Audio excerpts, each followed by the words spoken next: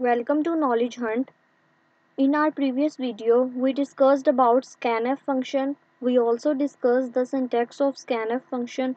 At the end, we discussed the example related to scanf function. Today, we will discuss about the operators and operands.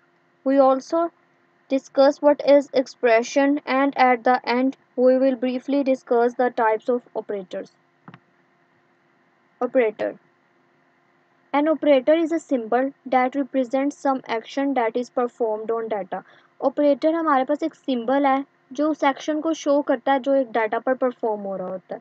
For example, the plus is an operator. अब plus जो है हमारे पास एक operator है. It performs addition operation on data items which are written on either side of this operator.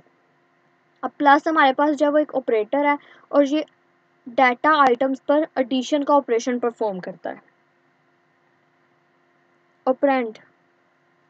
The quantity on which an operation is to be done. अब operand क्या है? ऐसी quantity जिसके ऊपर operation perform हो रहा होता है उसे हम operand कहते हैं. For example, A, B, C and so on which operation is to be done. ये क्या है हमारे पास जिसके ऊपर operation perform हो रहा है. जैसे A plus B है तो plus हमारे पास क्या है operator है और A और B हमारे पास क्या है operands है जिनके ऊपर operation addition का operation perform हो रहा है. Expression. An expression is used to calculating the value of a formula. It is formed by combining different operands and operators. Its evaluation gives a single value. अब expression क्या होता है? ये different operands और operators के combine करके जो है वो form होता है. Its evaluation gives a single value. इसकी evaluation मतलब इसका जो results है उसमें उसके through में एक single value मिलती है. The operand may be of a constant values, different variable names and functions. Operand जो है वो कोई भी कांस्टेंट वैल्यू हो सकती है, कोई भी वेरिएबल नेम हो सकता है और कोई भी फंक्शन हो सकता है.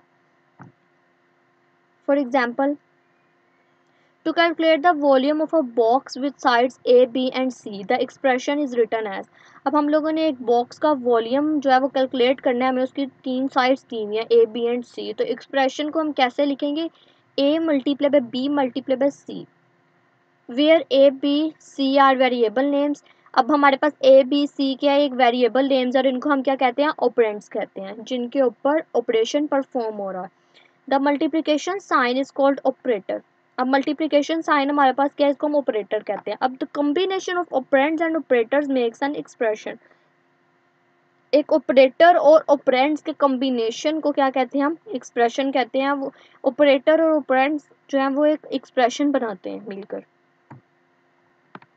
अब हम डिस्कस करेंगे अर्थमेटिक ऑपरेटर्स को, जो कि हमारी ऑपरेटर्स की फर्स्ट टाइप है.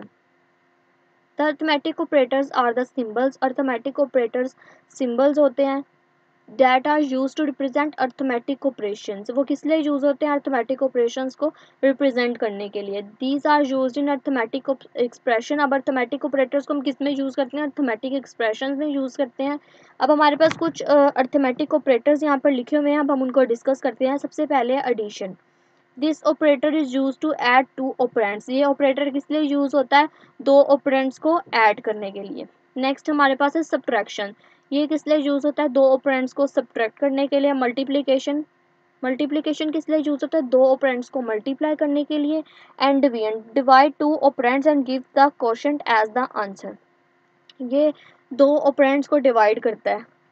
नेक्स्ट है हमारे पास मॉड्यूलस ऑपरेशन. ये क्या करता है? Find the remains of two integers and gives the remainder after the division. अब ये मॉड्यूलस ऑपरेशन क्या करता है? दो हमारे पास ऑपरेंड्स हैं उनको डिवाइड करता है, जो रिमाइंडर आता है वो हमारा फाइनल आंसर होता है. Increment plus plus. Use to increment and operand. एक ऑपरेंड है ए, उसकी वैल्यू में इंक्रीमेंट करता है 1 का. डिक्रीमेंट क्या होता है? Use to decrement an operand. For example, ए हमारे पास एक ऑपरेंड है और उसकी वैल्यू को है, अगर हम लोगों ने डिक्रीमेंट ऑपरेटर यूज किया तो उसमें एक माइनस कर देगा. Table for arithmetic operations in C. ये हमारे पास टेबल है, इसमें ऑपरेटर ऑपरेंड्स ऑपरेशन सब कुछ दिया हुआ है. सबसे पहले फर्स्ट है प्लस. प्लस हमारे पास ऑपरेटर है और ऑपरेंड हमारे पास क्या होगा? ए एंड बी. ऑपरेशन हमारे पास क्या परफॉर्म हो रहा है? ए प्लस बी. ये किस चीज़ का ऑपरेशन है? एडिशन का. Next minus. ए और B operand A minus B हो रहा है एंड देन सब्ट्रैक्शन है हमारे पास. मल्टीप्लाई. ए और बी हमारे पास ऑपरेंड है, मल्टीप्लाई ऑपरेटर है, और ए मल्टीप्लाई बाय बी हमारे पास एक मल्टीप्लिकेशन का ऑपरेशन परफॉर्म हो रहा है।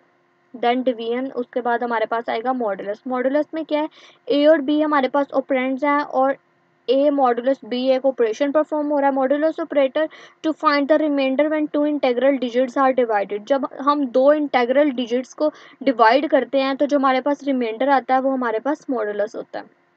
प्लस प्लस जो है वो इंक्रीमेंट एंड माइनस माइनस हमारे पास डिक्रीमेंट। अब है हमारे पास प्रोग्राम। हम लोगों ने अर्थमेटिक ऑपरेटर्स को अच्छे से पढ़ लिया। अब टाइम ये है कि हम इनको कंपाइल करके देखें कि इनकी वर्किंग क्या है।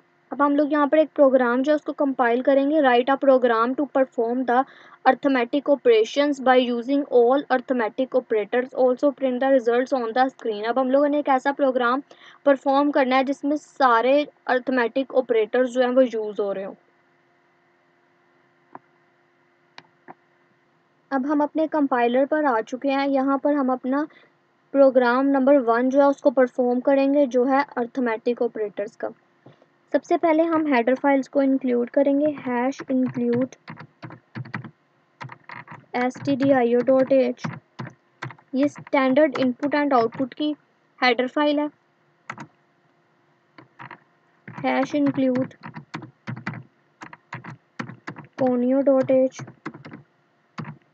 ये हमारे पास कंसोल इनपुट एंड आउटपुट की हेडर फाइल है। अब हम लिखेंगे अपना मेन फंक्शन void main। यहाँ से हमारा मेन फंक्शन स्टार्ट हो रहा है। अब सबसे पहले जो है हम लोगों को वेरिएबल्स को डिक्लेयर करना है ताकि हम अपना प्रोग्राम जो आगे उसको लिख सकें। इंटीजर डाटा टाइप हम यूज़ करें। इंट ए का जो वेरिएबल है उसको हम जो है वो एडिशन के लिए यूज़ कर रहे हैं। देन हम यूज़ कर रहे हैं एस का वेरिएबल सब्ट्रैक्शन के लिए, एम का वेरिएबल मल्टीप्लिकेशन के लिए, डी का वेरिएबल डिवाइड के लिए, और आर का वेरिएबल हम रिमाइंडर यानी मॉडुलस के लिए यूज़ कर रहे हैं। इसके बाद हम लोगों ने इंक्रीमेंट और डिक्रीमेंट को भी डिस्कस करना है अर्थमेटिक ऑपरेटर्स में। तो हम लोग इसमें इंक्रीमेंट के लिए INC यूज़ कर रहे हैं और डिक्रीमेंट के लिए DEC यूज़ कर रहे हैं एंड सेमीकोलन। अब इंक्रीमेंट और डिक्रीमेंट ऑपरेटर के लिए हम लोग को दो वैल्यूज़ जो हैं उनको पहले से ही इनिशियलाइज करना पड़ेगा यहाँ पर। तो इंटीजर टाइप के हम दो वेरिएबल लेंगे। वेरिएबल 1 उसमें हम लोग स्टोर करेंगे 10। उसके बाद हम एक वेरिएबल 2 लेंगे इंटीजर टाइप का, उसमें हम स्टोर करेंगे 5। अब हम यहाँ पर अपनी जो अर्थमेटिक एक्सप्रेशंस हैं उनको लिखेंगे। जैसे एडिशन के लिए a इज़ इक्वल्स टू 10 + 5, ये हमारे पास एडिशन का ऑपरेशन परफॉर्म हो गया। अब हम लिखेंगे s इज़ इक्वल्स टू 10 - 5, ये सब्ट्रैक्शन का है। देन हम लिखेंगे m इज़ इक्वल्स टू 10 * 5, ये हमारे पास मल्टीप्लिकेशन का ऑपरेशन परफॉर्म हो गया। देन लिखेंगे d इज़ इक्वल्स टू 10 / 5, ये डिवीजन का ऑपरेशन परफॉर्म हो गया। देन हम लिखेंगे r is equals to 10 modulus 5।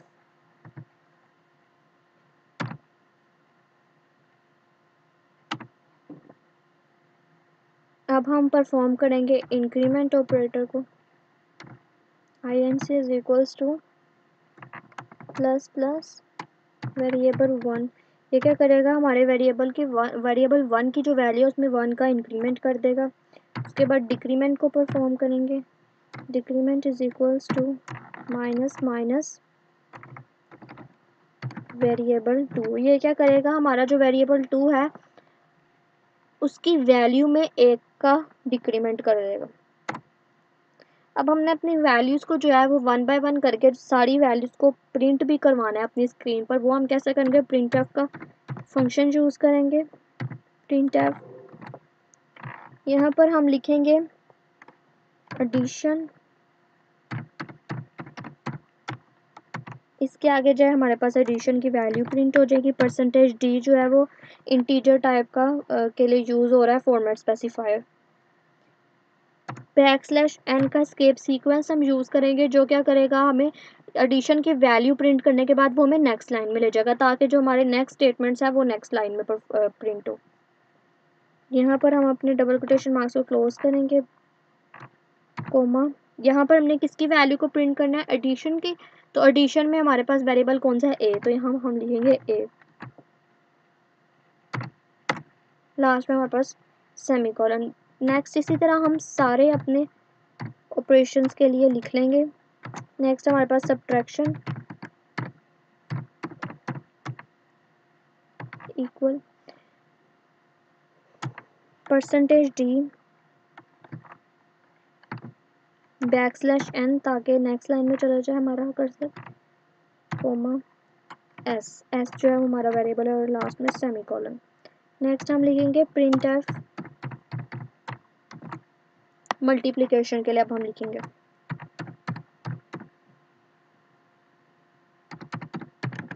Multiplication percentage D backslash N,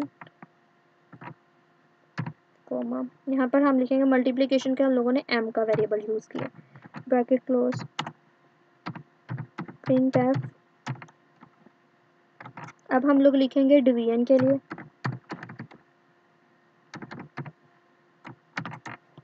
percentage D backslash N. Division के लिए हम लोगों ने कौन सा वेरिएबल यूज़ किया, डी। नेक्स्ट लिखेंगे प्रिंटफ। अब हम लिखेंगे रिमाइंडर के लिए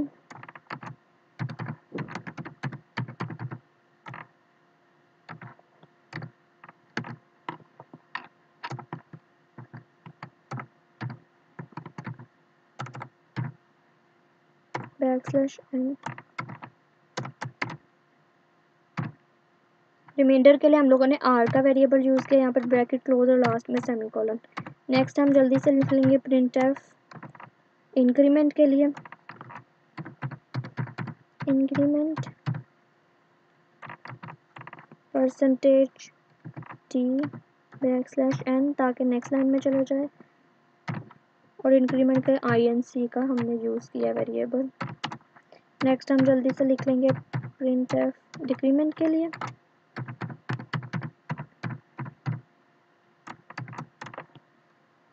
percentage T backslash N DEC हमने लिख लिया डिक्रीमेंट के लिए, लास्ट में सेमीकोलन। अब लिखेंगे गेट CH। यहाँ पर हमारा मेन फंक्शन जो है वो क्लोज हो जाएगा। अब हम अपने प्रोग्राम को कंपाइल कर लेंगे। हमारे प्रोग्राम में कोई भी एरर नहीं है, अब हम इसको रन कर लेंगे।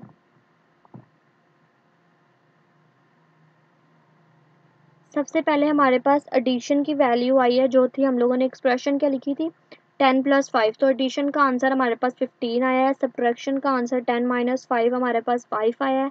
मल्टीप्लिकेशन का आंसर 10 × 5 हमारे पास 50 आया है। डिवीजन का आंसर 10 / 5 हमारे पास जो है वो 2 आया है। और रिमाइंडर का आंसर यानी कि मॉडुलस का 10 को हम लोगों ने पहले 5 पे डिवाइड करना था, और उसका डिवीजन हमारे पास 2 आनी थी, और जो हमारे पास रिमाइंडर था वो 0 था, क्योंकि वो कम्प्लीटली डिवाइड हो जाता है। इंक्रीमेंट का क्या है कि हम लोगों ने वेरिएबल 1 में जो है वो 10 वैल्यू जो है इनिशियलाइज करवाई थी, और उसमें हमने 1 का इंक्रीमेंट यूज़ किया था, मतलब इंक्रीमेंट ऑपरेटर यूज़ किया था। तो उसने क्या करना था, हमारी उस वैल्यू में 1 का इंक्रीमेंट कर देना था, जो कि हमारे पास आ गया 11।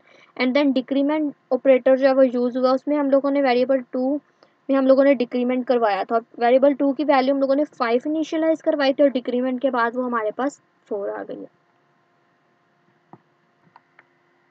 अब है हमारे पास ऑपरेटर्स की सेकंड टाइप जो है relational operators.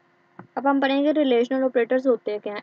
It is use to compare two numbers, ये दो नंबर्स को कंपेयर करने के लिए यूज़ होते हैं। ये चेक करते हैं कि ये नंबर्स जो हैं वो एक दूसरे के इक्वल हैं या नहीं इक्वल हैं, या फिर लेस देन है या फिर लेस देन और इक्वल टू है, ग्रेटर देन या फिर ग्रेटर देन इक्वल टू। सबसे पहले हमारे पास यहाँ पर एक फर्स्ट रिलेशनल ऑपरेटर लिखा हुआ है जो है इक्वल टू का। This operator is use to check if both operands are equal. ये ऑपरेटर किस लिए यूज होता है? ये चेक करता है कि दो ऑपरेंड्स जो है वो इक्वल हैं। नेक्स्ट है हमारे पास not equal to, can check if both operands are not equal. ये किस लिए होता है कि हमारा चेक करता है कि दो ऑपरेंड्स इक्वल नहीं है। Greater than, can check if the first operand is greater than the second. अब सपोज हमारे पास दो ऑपरेंड्स हैं A and B, greater than क्या चेक करेगा? ए ग्रेटर देन बी अगर हम लिखते हैं तो ये चेक करेगा कि ए जो है वो बी से ग्रेटर है या नहीं है। नेक्स्ट है लेस देन का operator, can check if the first operand is lesser than the second. Next हमारे पास आता है ग्रेटर देन इक्वल टू। ये क्या करता है? Check if the first operand is greater than और इक्वल टू द सेकंड। ये और की कंडीशन आ जाती है यहाँ पर हमारे पास। ये दोनों चीज़ों को चेक करता है। सबसे पहले चेक करता है कि हमारा जो फर्स्ट ऑपरेंड है वो ग्रेटर है या नहीं है सेकंड ऑपरेंड के, और ये भी चेक करता है कि वो उसके इक्वल है या नहीं है। नेक्स्ट हमारे पास है less than equal to, check if the first operand is less than और इक्वल टू सेकंड। ये क्या चेक करता है कि हमारा फर्स्ट ऑपरेंड जो है वो सेकंड ऑपरेंड से लेसर है या फिर उसके इक्वल है। If the relational statement is satisfied, it is true, then the program will return the value 1। अगर relational statement जो है हमारे पास satisfied हो जाती है तो फिर क्या होता है, वो statement true हो जाती है और program जो है हमें वैल्यू 1 रिटर्न करता है। अगर हमारी स्टेटमेंट ट्रू होती है तो प्रोग्राम हमें वैल्यू 1 रिटर्न करता है। Otherwise if the relational statement is not satisfied, अगर रिलेशनल स्टेटमेंट सेटिस्फाइड नहीं होती, इट्स मीन वो क्या है? फॉल्स है। तो प्रोग्राम हमें क्या रिटर्न करेगा? प्रोग्राम हमें 0 वैल्यू रिटर्न करेगा। Table for relational operators in C. सबसे पहले हमारे पास ऑपरेटर है इक्वल टू का, ऑपरेंड हमारे पास ए और बी है। इसको हम लिखते कहते हैं, ऑपरेशन कैसे परफॉर्म होता है? ए इक्वल टू बी। इक्वल के हमारे पास दो साइन आते हैं। ये क्या चेक करता है कि ये दोनों ऑपरेंड्स इक्वल हैं या नहीं है। नॉट इक्वल टू, ये क्या चेक करता है कि ए और बी जो है वो नॉट इक्वल टू है या नहीं।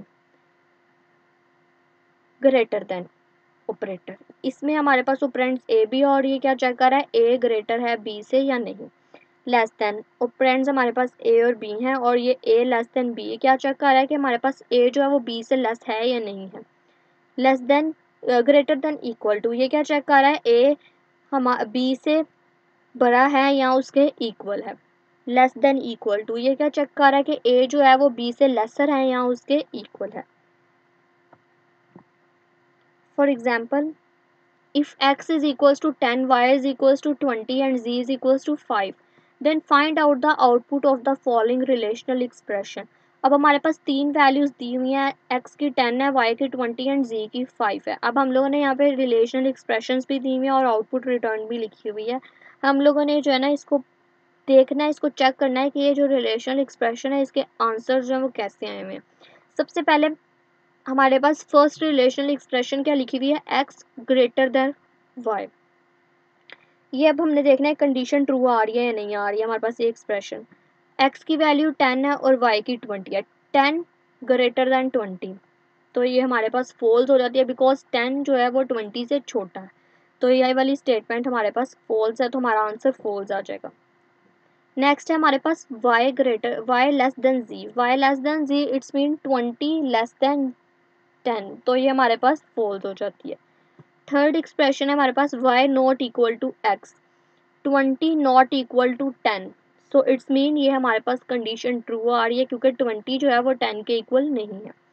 x इक्वल टू z, तो x की वैल्यू हमारे पास 10 है और z की वैल्यू हमारे पास 5 है, तो 10 इक्वल टू 5 ये हमारे पास जो है वो फॉल्स आ जाती है।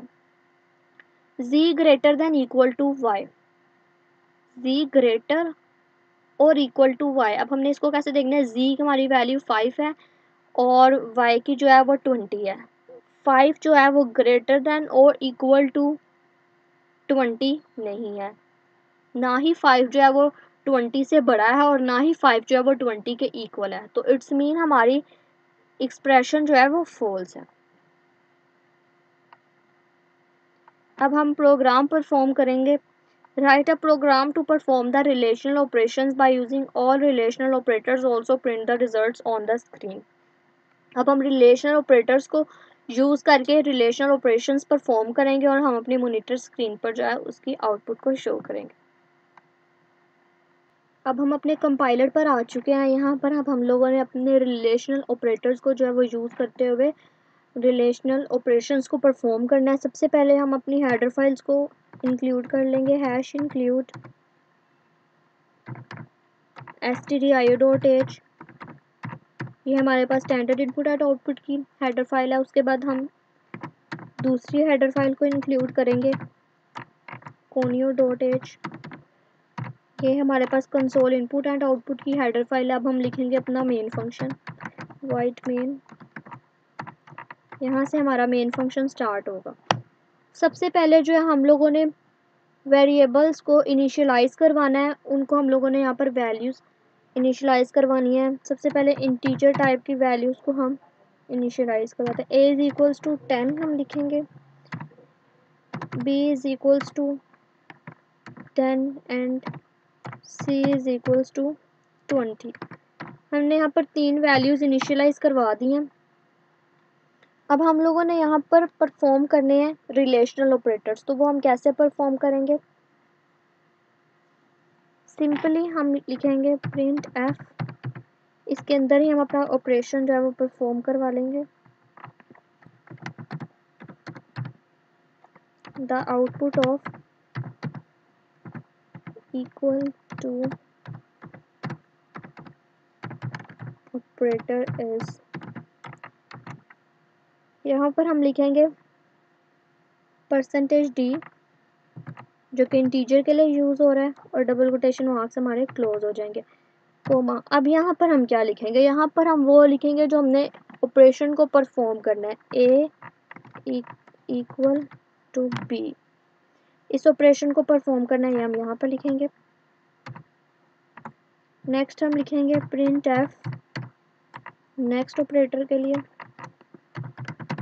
The output of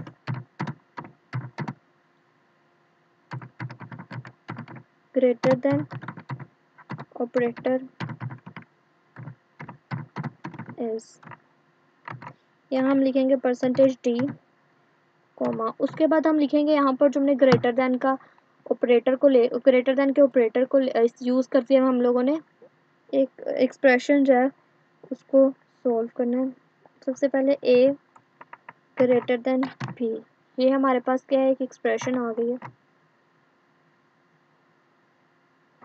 double quotation marks को हम लोगों ने सबसे पहले यहाँ पे क्लोज करना है। Then a greater than b, यहाँ पर ब्रैकेट जो हमारे पास क्लोज हो गया और लास्ट में सेमीकोलन। नेक्स्ट हम करेंगे प्रिंट एफ, यहाँ पर हम करते हैं लेस देन और इक्वल टू के लिए, ताकि आपको पता लग जाए मेन के हम लोगों ने क्या क्या जो है वो परफॉर्म किया, किस तरह परफॉर्म हो रहा है। The output of less than और equal to operator is %d,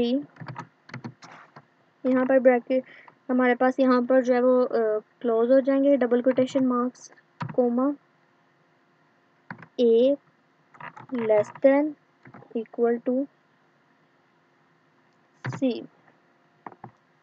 अब हम लोगों ने देखना है कि हमारे आंसर्स क्या आते हैं। यहाँ पर हम लिखेंगे कट ch और हमारा मेन फंक्शन जो है वो क्लोज हो गया। अब हम लोगों ने अपने प्रोग्राम को लिख लिया। हम लोगों ने 3 स्टेटमेंट्स लिखी हैं। सबसे पहले जो है वो हमारा एक इक्वल टू के एक्सप्रेशन जो है वो परफॉर्म हो रही है। नेक्स्ट जो है हमारे पास ग्रेटर देन की एक्सप्रेशन परफॉर्म हो रही है और थर्ड जो है हमारे पास लेस देन और इक्वल टू की एक्सप्रेशन परफॉर्म हो रही है। अब हम इस प्रोग्राम को कंपाइल कर लेंगे। हमारे प्रोग्राम में कोई भी एरर नहीं है, हम इसको रन कर लेंगे। हमारी आउटपुट स्क्रीन पर जो है वो आंसर आ चुका है। सबसे पहले हमारे पास आंसर आया the output of equal to operator is 1। अब वो 1 कैसे आया है कि हमारे पास a की वैल्यू जो थी वो 10 थी और b की वैल्यू भी 10 थी। तो हमारे पास a is equals to b जो है वो हमारे पास कंडीशन यानी कि क्या हो रही है, ट्रू हो रही है, तो ट्रू का आंसर हमेशा 1 आएगा। नेक्स्ट हमारे पास था the output of greater than operator is 0, ये हमारे पास 0 आई है, क्यों? इसमें क्या था कि ए जो है वो ग्रेटर देन बी है, लेकिन ऐसा नहीं था, ये फॉल्स हो गई है, ए जो है वो बी के इक्वल है, दोनों की वैल्यूज सेम है। थर्ड हमारे पास है the output of less than और equal to operator is 1।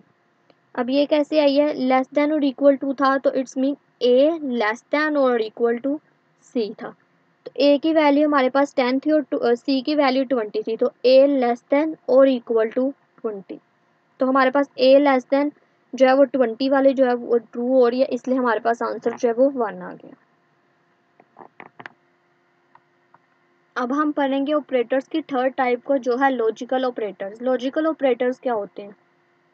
The logical operators are use to make compound conditions. Logical operators compound conditions बनाने के लिए यूज होते हैं। अब कंपाउंड कंडीशंस क्या होती हैं? हमारे पास ऐसी कंडीशंस जिनमें दो या दो से ज़्यादा रिलेशनल एक्सप्रेशंस को हम कंपेयर करते हैं। The condition in which two or more relational expressions are compared is called a compound condition. ऐसा मतलब ऐसा कंडीशन जिसमें हम लोग दो या दो से ज़्यादा रिलेशनल एक्सप्रेशंस को कंपेयर करते हैं, उसको हम कंपाउंड कंडीशन कहते हैं। जैसे अब आगे हमारे पास लॉजिकल ऑपरेशंस लिखे हुए हैं, binary logical operations and unary logical operations. Binary कौन से होते हैं? विच इन्वॉल्व्स टू वेरिएबल्स, जिसमें हमारे पास दो वेरिएबल्स इन्वॉल्व होते हैं, और वो कौन से हैं? एंड और के। और सेकेंड हमारे पास यूनरी लॉजिकल ऑपरेशंस क्या होते हैं? जिसमें एक वेरिएबल होता है, जो हमारे पास क्या है? Note. Logical operations in C include, अब हमारे पास जो है यहाँ पर लॉजिकल ऑपरेटर्स जो हैं वो बताए गए हैं। सबसे पहले and, it is use to check if both the operands are true. ये क्या चेक करता है कि हमारे दोनों ऑपरेंड्स ट्रू हैं। नेक्स्ट है हमारे पास और, these operators are use to check if at least one of the operand is true. ये क्या चेक करता है कि हमारा कोई भी एटलीस्ट एक ऑपरेंड जो है वो ट्रू होना चाहिए। Not, used to check if the operand is false. ये क्या चेक करता है कि हमारा ऑपरेंड जो है वो फॉल्स है। If the logical statement is satisfied, अगर लॉजिकल स्टेटमेंट सेटिस्फाइड हो जाती है तो वो कंडीशन, वो स्टेटमेंट हमारे पास ट्रू होती है और प्रोग्राम जो हमें 1 वैल्यू रिटर्न करता है। अगर वो स्टेटमेंट फॉल्स हो जाती है, अगर हमारे पास रिलेशनल स्टेटमेंट फॉल्स हो जाती है, लॉजिकल स्टेटमेंट फॉल्स हो जाती है, तो हमारे पास क्या होता है? प्रोग्राम 0 वैल्यू रिटर्न करता है। अब यहाँ पर हमारे पास लॉजिकल ऑपरेटर्स का जो है वो टेबल है, जिसको हम डिस्कस करेंगे। सबसे पहले हमारे पास एंड का ऑपरेटर है। ऑपरेंड हमारे पास क्या है? ए और बी। और ऑपरेशन कैसे परफॉर्म हो रहा है? A and b. ये क्या चेक कर रहा है? दोनों ऑपरेंड्स हमारे ट्रू हैं या नहीं है। नेक्स्ट हमारे पास ऑपरेटर है और का। और फिर हमारे पास ऑपरेंड्स आ रहे हैं ए और बी, और ऑपरेशन में क्या लिखा है? ए और बी। ये क्या चेक कर रहा है कि एटलीस्ट एक ऑपरेंड जो है वो हमारा ट्रू होना चाहिए, फिर ही हमारी जो स्टेटमेंट है, हमारी एक्सप्रेशन है, वो ट्रू होगी। नेक्स्ट हमारे पास नॉट का ऑपरेटर है, और ऑपरेंड्स हमारे पास एक ही ऑपरेंड है, क्योंकि नॉट में सिर्फ सिंगल ऑपरेंड होता है, ये यूनरी ऑपरेटर है। ऑपरेशन हमारे पास क्या है? Not a. ये क्या चेक कर रहा है कि हमारा ऑपरेंड जो है वो फॉल्स है कि नहीं। अब हमारे पास प्रोग्राम है। Write a program to perform the logical operations by using all logical operators. अब हम लोगों ने एक प्रोग्राम लिखना है जिसमें हम सारे लॉजिकल ऑपरेटर्स को यूज़ करके लॉजिकल ऑपरेशंस परफॉर्म करेंगे। Also print the results on the screen, और हमें अपने जो रिजल्ट्स हैं उनका भी मॉनिटर स्क्रीन पर शो करना है। तो हम क्या करेंगे? अब इस प्रोग्राम को कंपाइल करेंगे। अब हम अपने कंपाइलर पर आ चुके हैं। यहाँ पर अब हम लोगों ने लॉजिकल ऑपरेटर्स को यूज़ करते हुए लॉजिकल ऑपरेशंस परफॉर्म करने हैं। सबसे पहले हम अपनी हेडर फाइल्स को इंक्लूड कर लेंगे। हैश इंक्लूड stdio.h, ये हमारे पास स्टैंडर्ड इनपुट आउटपुट की हेडर फाइल है। नेक्स्ट हेडर फाइल हम अब इंक्लूड करेंगे हैश इंक्लूड conio.h, ये हमारे पास कंसोल इनपुट एंड आउटपुट की हेडर फाइल है। अब हम लिखेंगे अपना मेन फंक्शन void main, यहाँ से हमारा मेन फंक्शन स्टार्ट होगा। अब सबसे पहले हम क्या करेंगे? यहाँ पर वेरिएबल्स को इनिशियलाइज करवाएंगे, इंटीजर टाइप वैल्यूज़ को। a इज इक्वल्स टू 10,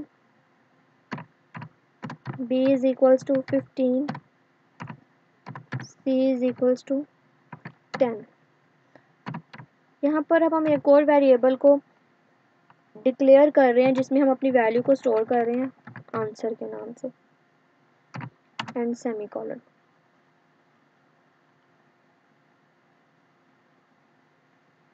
यहाँ पर अब हम अपना एक्सप्रेशन को परफॉर्म करेंगे। a is equals to a equal b and operator and c greater than b। अब हम लोगों ने यहाँ पर एक एक्सप्रेशन लिखी है a is equals to b and c greater than b। दो रिलेशनल एक्सप्रेशंस को हम लोग अवेलुएट कर रहे हैं, उन दोनों के दरमियान उन दोनों को हम कंपेयर कर रहे हैं, दो रिलेशनल एक्सप्रेशंस को हम कंपेयर कर रहे हैं। तो ये लॉजिकल ऑपरेटर के थ्रू दो रिलेशनल एक्सप्रेशन को हम कंपेयर कर रहे हैं। अब हम लिखेंगे print F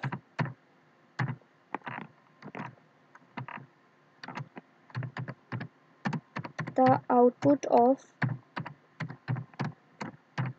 AND operator is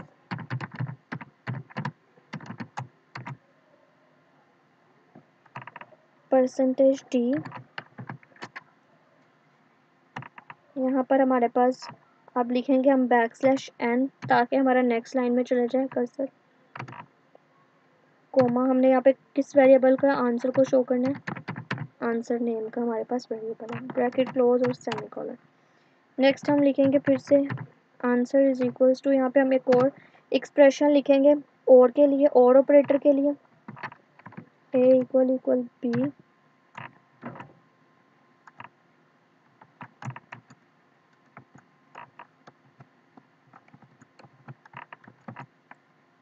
अब हम लिखेंगे p greater than c।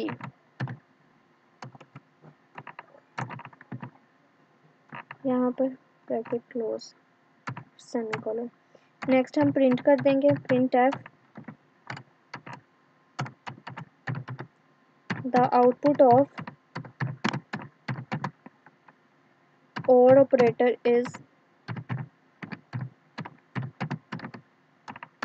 Percentage d, format specifier है, \n एस्केप सीक्वेंस हम यूज कर रहे हैं, कोमा आंसर के वेरिएबल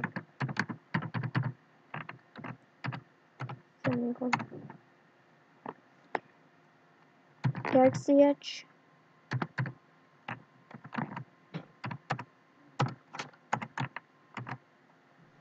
अब हम अपने प्रोग्राम को कंपाइल करेंगे।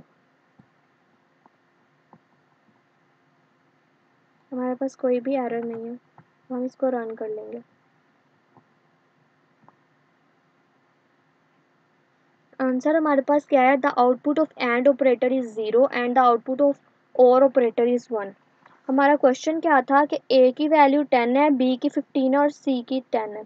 सबसे पहले हमने जो फर्स्ट एक्सप्रेशन लिखी थी वो ये थी a is equals to b then and operator और c ग्रेटर देन b। अब हमारे पास दो जो है वो आ रही थी एक्सप्रेशंस, पहले तो थी a is equals to b, अब 10 इज इक्वल्स टू 15 जो है वो नहीं है तो ये हमारे पास फॉल्स होगी। देन हमारे पास नेक्स्ट क्या थी, c greater than b, 15 greater than 10 greater than 15, तो ये हमारे पास क्या थी, फॉल्स। दोनों फॉल्स थी तो हमारे पास आंसर क्या आ गया, 0, क्योंकि ये फॉल्स आई।